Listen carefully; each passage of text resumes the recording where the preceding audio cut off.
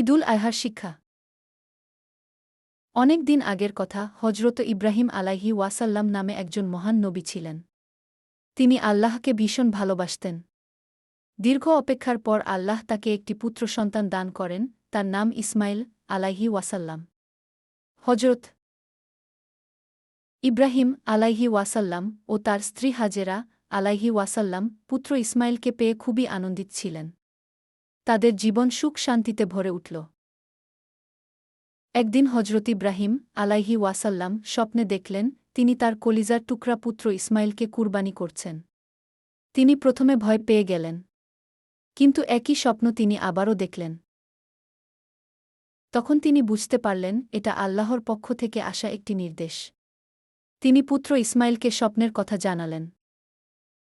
ইব্রাহিম আলাইহি ওয়াসাল্লাম ইসমাইলকে বললেন, বাবা, আমি স্বপ্নে দেখেছি যে তোমাকে কুরবানি করছি। তোমার কি মত? ছোট্ট ইসমাইল জবাব দিল, বাবা, আল্লাহ তায়ালা আপনাকে যা করতে বলেছেন আপনি তাই করুন। ইনশাআল্লাহ আপনি আমাকে ধৈর্যশীল হিসেবে পাবেন গো। পিতা ও পুত্র আল্লাহর রাস্তায় নিজেদের উৎসর্গ করতে পাহাড়ের দিকে যাত্রা করলেন। ইব্রাহিম আলাইহি ওয়াসাল্লাম ইসমাইলের চোখে বেঁধে তাকে শোয়ালেন।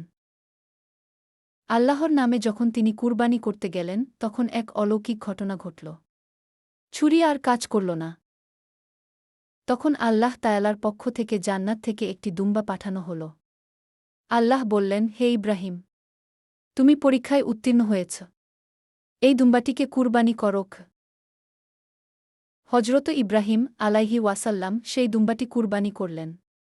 সেই ঘটনার স্মরণে মুসলমানরা প্রতি বছর ঈদুল আজহাতে পশু কুরবানি করে থাকে। এই কুরবানি আমাদের ত্যাগের শিক্ষা দেয়, আল্লাহর প্রতি আনুগত্যের শিক্ষা দেয়। ঈদুল আজহা আমাদের জীবনে নিয়ে আসুক শান্তি ও সমৃদ্ধি।